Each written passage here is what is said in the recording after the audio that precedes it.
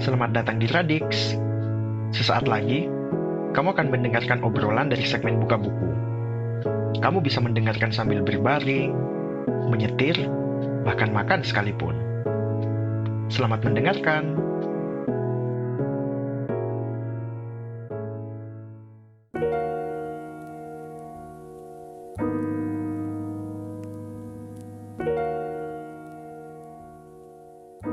Kali ini kami akan memperbincangkan salah satu novel yang ditulis oleh Mario Vargas Llosa yang berjudul Sang Pengoceh.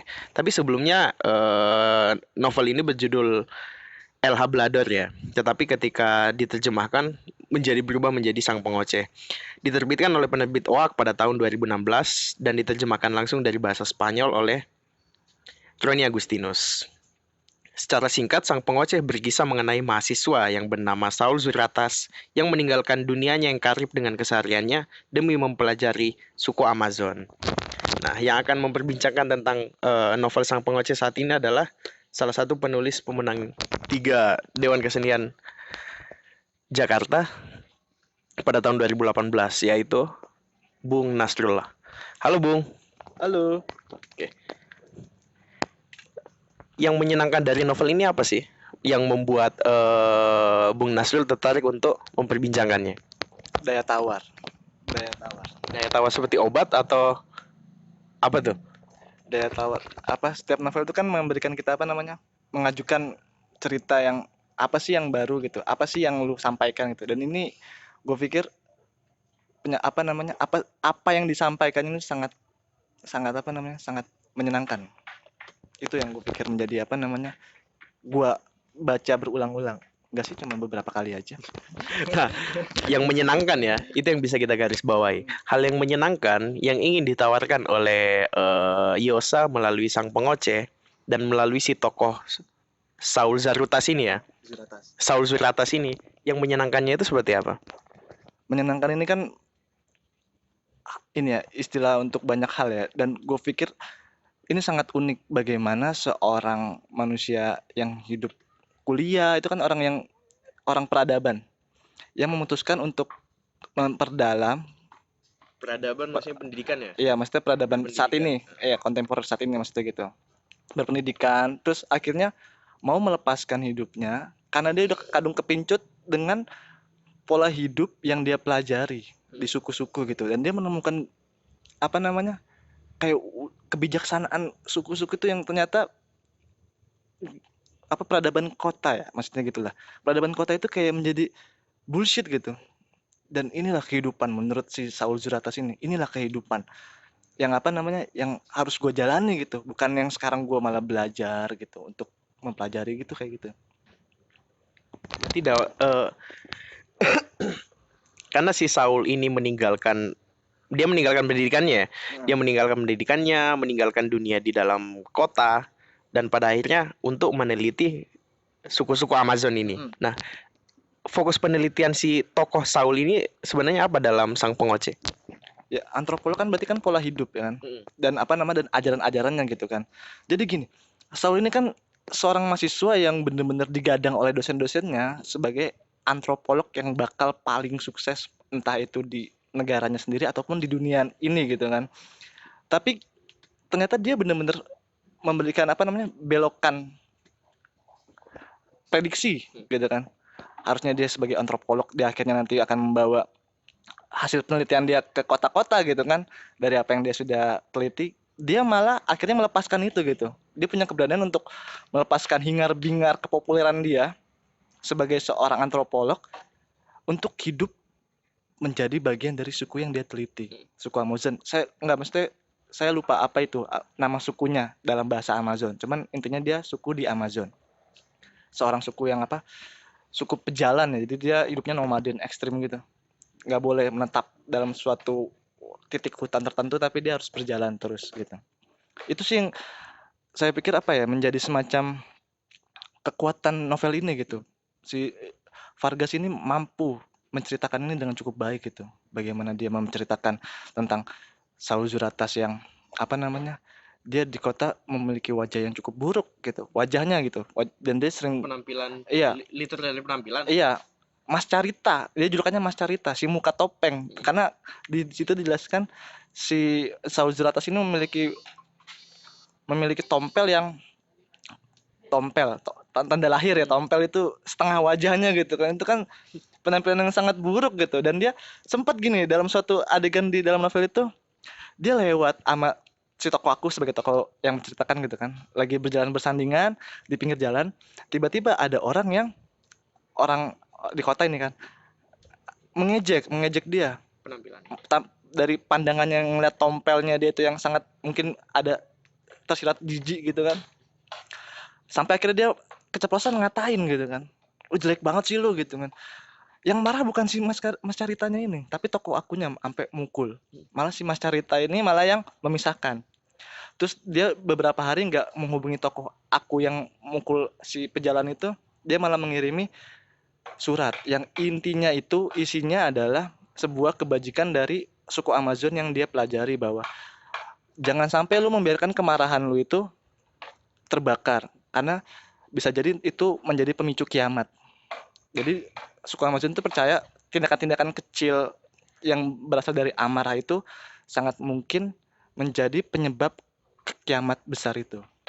Terus akhirnya toko aku kayak, anjir nih bocah udah gue belain, kok malah nyeramahin gitu kan, kenapa dia bukan dia gitu yang merasa tersakiti gitu. Dan emang ternyata Mas Charity ini mendapatkan banyak sekali apa namanya pelajaran hidup dari Amazon itu, dari suku Amazon itu. Makanya mungkin dia akhirnya memutuskan untuk melepaskan semua Keduniawian. untuk menjadi seorang Sufi. sufi suku gitu kan. Istilah jadi dia kan sang penguasa itu kan penceramah. Iya. Penceramah di dalam komunitas itu kan. Jadi dia akhirnya keren banget ya maksudnya. Mencerahkan orang ya. Dia menceramahi, dia jadi apa pendatang dalam suku, dan dia menjadi penceramah di situ gitu kan. Berarti pada akhirnya si Saul ini kembali ke kota ya dan menyampaikan apa yang telah dia amati di dalam hutan itu. Jadi mungkin ya 30% penelitiannya dia itu dia masih mau balik ke kota. Gitu. Dia masih mau balik ke kota, dia masih mau menyampaikan hasil penelitiannya dalam kampus, ya kan? Dia juga beberapa kali ngobrol sama si tokoh aku itu dan menceritakan bahwa betapa amazingnya gitu. Apa namanya? Kehidupan di sana gitu. Itu, dan akhirnya dia ketika itu mungkin jadi pemicu dia untuk akhirnya nggak kembali lagi gitu. Untuk lebih fokus memperdalam apa namanya? Bahasa di sana dan kebudayaan di sana gitu, di suku itu. Nah, berbicara tentang novelnya nih, bagaimana bentuk tulisan yang ditawarkan Iosa dalam Sang Pengoce? Ya. Nah, ini yang gue pikir cukup menarik karena sebenarnya gini, ada hal yang cukup sulit diterima pembaca ketika cerita itu bergerak dari penceritaan si Mas Carita atau Saul Zuratas ini, ya kan. Akhirnya kenapa si Vargas Llosa ini dia punya tokoh aku yang sebenarnya orang kota, temannya si Zuratas ini kan, temannya Mas Carita ini. Sebagai narator tunggal Iya. pertamanya ya? Sebagai narator tunggal pertamanya. Nah, dia menceritakan betapa absurdnya temannya gitu kan. Dan itu kan yang juga dialami pembaca gitu kan. Anjir, mungkin gak sih ada gitu kan di dalam kenyataan gitu. Keterheranan pembaca ini diwakili oleh keterheranan si narator utamanya itu gitu kan, sehingga kita jadi bisa berterima dengan novel itu gitu kan, bukan pada kenyataan Mas Caritanya tapi kepada kita heran di kenyataan pun ada gitu kan, antropolog yang akhirnya masuk ke suku-suku, dia akhirnya jadi kasarnya Bagian. tanda kutip tanda petik purba gitu kan, ya kan, Manusia hutan. gitu, karena dia melepaskan kehidupan nyamannya gitu kan demi menempuh kehidupan nyaman lainnya gitu kan. Nah, di situ saya pikir apa namanya? Saul Zuratas ini novel Sang Pengoce ini bisa diterima dengan cukup baik karena dia menghadirkan seorang narator yang juga heran dengan temannya ini gitu kan. Meskipun akhirnya ketika nanti masuk ke dalam bagian bagaimana Saul Zuratas ini tinggal di hutan, itu sudut pandang pencerita berubah gitu. Jadi fokusnya karena ini si tokoh ini kan kehilangan temannya. Yeah. Kemana temannya ini gitu kan? Dia ceritakan. Kemana temannya? Kok dia setelah memberikan penelitiannya dia tentang suku itu, dia menghilang. Nah, di situ sudut pandang berubah menjadi fokusnya ke Mas Carita itu ya kan, bagaimana dia hidup mengembara di hutan, terus akhirnya mempelajari apa namanya kebajikan dari dongeng-dongeng yang ada di suku Amazon itu kan. Di situ apa namanya? Akhirnya kembali lagi ke tokoh utama itu si narator tunggal itu ke ke bagian di mana si dia itu ditemukan mendengar bahwa Saul Zuratas ini sudah menjadi bagian dari komunitas suku Amazon itu. Jadi emang gini, di akhir sebelum si Saul Zuratas ini menghilang, dia sempat ngomong gini, ada sebuah peneliti lembaga linguistik. Jadi sebenarnya ada banyak lembaga yang pingin suku Amazon ini dimanusiakan gitu. Dimanusiakan maksudnya jadi jangan jadi hidup bersuku lah gitu, bikin desa gitu kan. Tapi semua gagal karena mereka terlampau keras gitu kan. Tapi ternyata lembaga linguistik ini pintar. Dia pertama-tama mempelajari bahasanya orang-orang suku Amazon itu kan. Terus akhirnya dia udah bisa bahasanya dia, akhirnya dia menerjemahkan Bible ke mana, ke bahasanya ini apa namanya. Dan Saul Zuratas pun bilang bahasa itu bahaya. Bahasa itu adalah pikiran, adalah basic. Bagaimana orang menghasut itu lewat bahasa, bukan lewat tindakan awalnya gitu kan. Ketika bahasa itu udah bisa dimengerti, akhirnya apa namanya, di situ mereka berhasil untuk membuat beberapa komunitas suku itu akhirnya bergabung menjadi sebuah desa gitu kan. Dan di situ Saul Zuratas itu akhirnya apa namanya, sambat, mengeluh gitu kan. Karena mereka berhasil si lembaga linguistik ini untuk kasarnya memanusiakan dengan memanusiakan orang yang dianggap tidak manusia itu kan bukan memanusiakan sebenarnya kan, itu kan dehumanisasi sebenarnya. Tapi itu apa yang menjadi paradoks yang dianggap oleh Mas Carita itu sangat sangat kacau gitu mereka itu, tapi mereka berhasil gitu. Dan akhirnya itu tadi apa namanya, Mas Carita itu memutuskan untuk terjun di mana namanya, di komunitas itu menjadi sang pengoceh, dan pada akhirnya dia datang ke desa yang suku Amazon yang sudah mengkonversi diri jadi desa gitu kan, dan menceramahi mereka bahwa lu kalau menetap di sini lu melanggar ajaran suku lu dan lu akan menimbulkan kiamat bagi diri lu sendiri, intinya gitu dia bilang gitu kan. Dan akhirnya dia di ending kalau nggak salah nih ya, beberapa suku yang udah menjadi orang desa itu gelisah dan memutuskan untuk kembali ke jalan hidupnya gitu.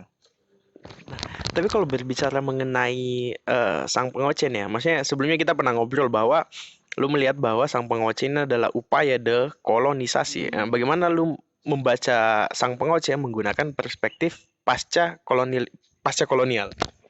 Nah ini yang cukup menarik kalau gue pikir. Jadi gini ya, selama ini kita kan post kolonial ini kan diciptakan oleh orang-orang dunia pertama yang memandang orang dunia ketiga gitu kan. Pasca mereka jajah gitu kan, Dan ternyata itu malah melanggengkan perspektif kolonial itu sendiri gitu kan, bahwa lu ya belum jadi manusia seutuhnya karena lu pasca kolonial gitu, lu baru gua jajah gitu. Jadi lu masih belum manusia gitu kan. Gak berkembang. Iya. Jadi lu butuh si penjajah ini untuk tetap apa namanya, hidup gitu kan. Sementara ini sama kayak bukunya siapa? Tuhiwai Smith itu yang dekolonialisasi itu, bahwa kita sebagai orang ketiga, dia orang ketiga juga gitu kan. Orang mana, suku aborigin. Penyebutan aborigin aja itu udah sangat dehumanisasi. Origin gitu kan. Belum original. Gimana ya? Belum original sebagai manusia. Australia ya? Tapi sebelum gue tahu itu kayak aborigin, gue kira nama Suku ya? iya, nama suku yang asli. Ternyata bukan gitu. Suku Maori dia nggak taunya gitu kan. Dia bilang betapa brengseknya nih orang pertama ini gitu menyebut orang ketiga seperti kami gitu kan, aborigin gitu. Nah, ini ada garis besarnya pertama ke Mas Carita, kedua ke konteks kita sebagai orang-orang pasca kolonial gitu kan. Bahwa ternyata kita pertama jangan mau disebut sebagai orang yang belum jadi manusia kalau belum mengecap kehidupan seperti orang-orang yang pernah menjajah kita gitu. Bahwa kita tanpa mereka itu tetap berjalan sebagaimana mestinya gitu, tetap bisa hidup gitu. Entah itu kita nggak punya fasilitas kayak mereka, itu kan bukan menjadi prioritas. Yang penting kita bisa hidup dan dengan bagaimana kita aja gitu kan. Kayak waktu misalnya gue pernah baca ini esainya Bung Karno ya, waktu dia nggak didukung sama sama perkumpulan sosialis di Eropa karena ternyata Indonesia jangan dulu merdeka karena mereka belum siap gitu. Loh, dalam esainya Bung Karno gini kan ya, loh kenapa gue belum siap? Gue nggak ada waktu datang sebagai penjajah. Indonesia udah hidup, Nusantara saya disebutnya. Nusantara udah hidup gitu dan punya kerajaan gitu. Kami sudah sangat udah sangat jaya gitu kan. Kenapa saya butuh kamu gitu kan? Dan sekarang kami belum siap. Kenapa kami belum siap gitu kan? Kan gitu. Kenapa kalian sangat angkuh gitu? Kan kayak gitu ya. Jadi kayak nah sekarang mental kita ini kan kayak jadi kayak butuh banget sama mereka gitu. Itu yang pengen dihilangkan pertama dari Mas Carita gitu kayak kenapa sih suka macam butuh banget kayak Bible gitu, butuh agama dari kalian. Kami juga sudah bijak gitu. Kami sudah sangat bajik gitu. Kenapa kami butuh kalian gitu? Orang kami udah bisa bergerak sendiri kok gitu. Dan yang kalian yang kalian canangkan sebagai humanisasi orang-orang suku dengan masih ngecapnya setengah purba, itu aja udah dehumanisasi gitu kan. Jadi di mana humanisasinya gitu? Ya kayak gitu sih sebenarnya. Berbicara mengenai pasca kolonial memang sebenarnya cukup menyebalkan ya. Tapi kalau misalnya lu melihat relevansi antara apa yang telah dialami oleh suku Amazon di sana yang seakan-akan ya, seakan-akan bagi orang-orang di luar dirinya itu seakan-akan bahwa suku Amazon ini membutuhkan sebuah pencerahan sehingga dimasukkanlah Bible ke dalam bahasa mereka sehingga mereka bisa paham bahwa agama yang benar adalah seperti ini atau kebenaran-kebenaran lain adalah seperti ini. Tapi seperti di Indonesia ya, seperti Papua yang sampai saat ini terus mengalami hal-hal yang seperti itu. Tapi kalau lu melihat bahwa sang pengoce relevansi dengan konteks di Indonesia saat ini itu bagaimana? Nah, gue pikir gini ya, kita pertama ini kitanya dulu ya, kitanya harus mulai dari sekarang harus bisa mengubah perspektif gitu. Sekarang kita menganggap mereka purba gitu, soalnya mereka minim teknologi kan gitu kan. Hanya karena itu mereka dianggap purba gitu kan, belum manusia, setengah kera gitu kan, setengah kera, setengahnya lagi apa kan gitu. Itu orang-orang yang memilih kehidupan seperti itu gitu kan. Yang kedua, sebenarnya gitu loh, kita ini orang-orang yang banyak hutannya kan gitu ya, kan gitu. Terus kita akhirnya jadi takut dengan kehidupan hutan gitu. Padahal kita dikelilingi oleh hutan. Perspektif dari Mas Carita ini membuat kita menjadi semacam belajar bahwa kalau misalnya kekuasaan itu diubah, mereka yang orang-orang suku ini yang punya kekuasaan untuk membuat kita belajar hutan, maka kita akan sangat nol. Kan gitu.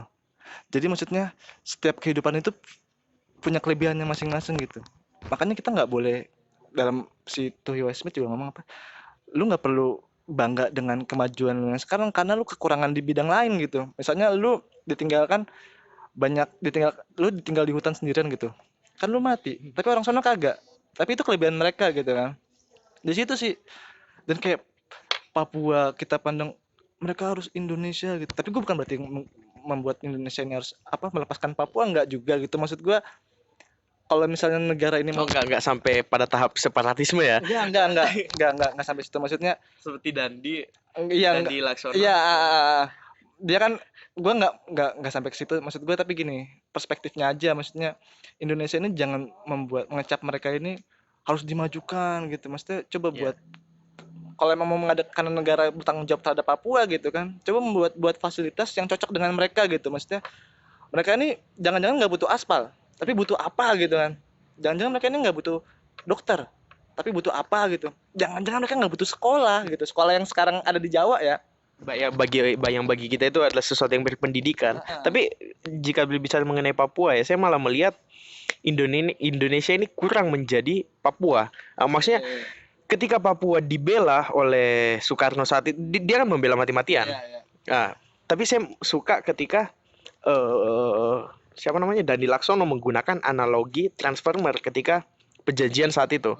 Nah, yang berada di posisi tidak berpihak kepada Soekarno untuk membela Papua adalah Bung Hatta saat itu. Iya. Dia adalah membiarkan bahwa Papua berhak untuk berdiri sendiri. Nah, analogi yang digunakan Dandi Laksono saat berdebat dengan Budiman Sujatmoko waktu itu adalah ketika Transformer datang ke bumi dan mengatakan bahwa ini adalah tempat yang aman bagi mereka dan seakan-akan mereka angkuh, dia bisa menjaga umat manusia. Itu kan semuanya jadi kacau. Kalian ini siapa sih? Kalian ini benda asing tiba-tiba datang ke tempat kami. Begitupun Indonesia saat itu yang datang ke Papua kan. Jadi Mesias gitu ya. Ya tentu saja. Lah ya, maksud gue gitu. Tapi maksudnya gini Dan, apa namanya? Saya pribadi nggak sampai menyarankan untuk Papua merdeka lah gitu. Tapi apa namanya? Coba Indonesia kalau emang masih mau mempertahankan, pertama itu tadi jangan sosok jadi Mesias gitu. Kan gitu ya. Toh ternyata kita butuh mereka kok, alamnya gitu kan. Terus apa namanya? Keluasan di sana gitu kan. Ternyata kita yang butuh gitu. Dan ternyata kita udah butuh sok kan gitu ya. Itu yang kalau saya pikir apa ya? Ini nggak terjadi di Papua saja gitu kan. Maksudnya di suku-suku Indonesia pun begitu. Misalnya kita masuk ke suku Baduy gitu, yang di Banten itu. Kan kita kayak mereka kayak lagi di akuarium gitu ya. Terus kita mempelajari mereka, mempelajari kebodohan kasarnya gitu ya, gitu ya. Mempelajari kebodohannya mereka Dia kalau gitu. keluar dari kampungnya kan udah pakai sendal tuh. Terus kita melihat mereka kayak wow, ini alien gitu kan. Anjir. Itu kan kayak apa ya? Keangkuhan, sangat keangkuhan. Dan itu ternyata kita mental-mental penjajah itu ya kan. Padahal ternyata kalau di suku Amazon ya, ternyata mereka itu pingin dipusatkan sebagai desa karena ada sebagian hutan yang mau dikeruk gitu, yang mau dikeruk, sehingga kalau misalnya suku Amazon ini tetap berjalan-jalan kehidupannya itu, maka peluang untuk mengeruk hutan itu menjadi tidak mungkin karena akan ada banyak suku Amazon yang menjaga berjalan-jalan itu kan ya. Tapi kalau mereka dipusatkan satu titik, ini kan ada blind spot nanti kan ya. Ada titik hutan yang nggak ditempati oleh manusia, sehingga ketika itu dikeruk, HAM itu nggak bermasalah karena nggak ada yang nempatin gitu kan. Dan nanti ada inilah kebijakan yang bla bla blanya bahwa pengerukan yang sifatnya ini tebang pilih yang gitu-gitu yang kayak di Indonesia juga gitu kan. Nah, ketika itu udah jadi satu satu desa terpusat di sebuah titik hutan tertentu, akhirnya benar terjadi pembalakan liar. Saat itu Mas Carita sudah sebagai orang sana, orang suku Amazon itu, dia kan berjalan-jalan ya. Terus dia akhirnya ketemu sama satu pusat pembalakan liar di situ. Dan ternyata pekerja-pekerjanya adalah ini, orang-orang suku itu yang dipaksa untuk menjadi buruh di sana gitu. Karena apa? Karena pemerintah udah klaim bahwa suku Amazon itu udah terpusat di desa itu gitu. Sehingga yang masih menyebar adalah orang-orang liar gitu kan. Akhirnya karena dalam salah satu dasar kebajikannya suku Amazon itu adalah mereka adalah penjaga hutan. Makanya mereka nggak boleh berdiam diri di satu tempat gitu. Harus berjalan. Harus berjalan karena hutan itu biar terjaga terus gitu. Nah kan jadi bajingan ini kan. Ketika mereka terpusat ternyata ada hal lain di balik itu gitu. Jadi kemanusiaan itu hanya untuk dalih-dalih tertentu, untuk hal yang licik sebenarnya, bajingan ya. Dan itu dunia bergerak seperti itu ternyata gitu. Banyak hal-hal yang seolah-olah baik ternyata untuk sebuah kebusukan. Busuk. Kayak gitu makanya. Nah, setelah ini Bung, lu melihat bahwa kita berbicara mengenai fiksi ya. Lu melihat bahwa suku Amazon yang diceritakan atau diteliti oleh Saul ini apakah berdasarkan suku yang nyata atau itu adalah sebuah rekaan yang dibangun menggunakan nama lain oleh Yosa? Jadi ini jujur aja, saya nggak riset sampai sana, tapi ternyata ketika searching aja nama suku asli di sana gitu kan, dan apa yang terjadi gitu kan. Sama. Jadi mulai dari kebajikan-kebajikan ada di sana gitu sampai itu ternyata ada di dunia nyata gitu kan. Cuman mas ceritanya yang fiksi, iya kan gitu. Mas ceritanya yang fiksi, tokoh utamanya yang fiksi. Tapi sukunya ada, dan dan ketertindasan mereka itu ada gitu. Berarti cukup menarik ya apa yang disampaikan Bung Nasrul saat ini, bahwa dia melihat sang pengoce menggunakan perspektif dari pasca kolonial, dan itu memang merupakan hal yang sangat-sangat menyebalkan ya. Dan sebenarnya siapapun bisa hidup dengan sikap pasca kolonial karena setiap manusia memiliki watak keangkuhan dan rasa ingin memiliki yang sangat kuat. Tapi kalau berbicara mengenai si Saul ya, saya jadi teringat satu orang juga, dan ini bahkan jauh lebih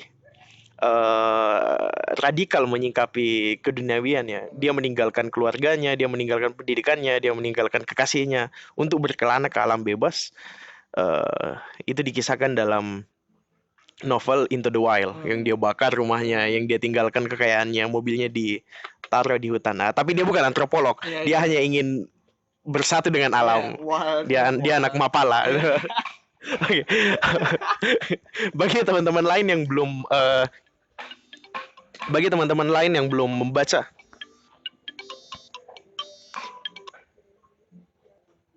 Bagi teman-teman lain yang belum membaca Sang Pengoceh, sebenarnya buku ini sudah cukup sulit didapatkan ya, karena penerbitnya sudah kolaps dan mungkin bisa teman-teman dapatkan di internet dan dengan harga yang ya barangkali masih ada yang terjangkau atau mungkin sudah cukup mahal. Dan obrolan kami akan cukup sampai di sini. Saya Dandi sebagai penyaji segmen. Sampai jumpa.